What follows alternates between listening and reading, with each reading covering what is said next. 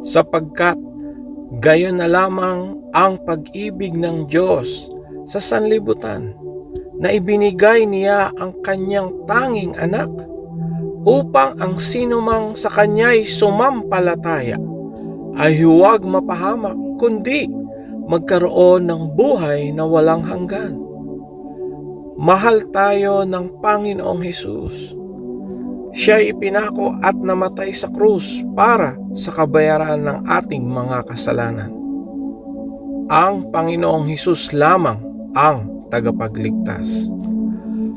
Kung nais mong tanggapin ang Panginoong Hesus bilang iyong Panginoon at tagapagligtas, ay manalangin tayo.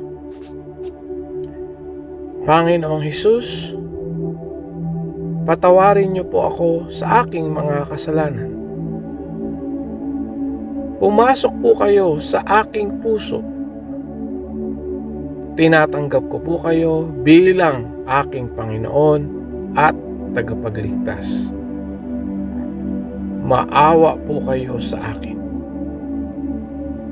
Ito po ang aking dalangin sa inyong makapangyarihang pangalan. Amen. If you like this video, kindly subscribe or follow to see more videos. Thank you.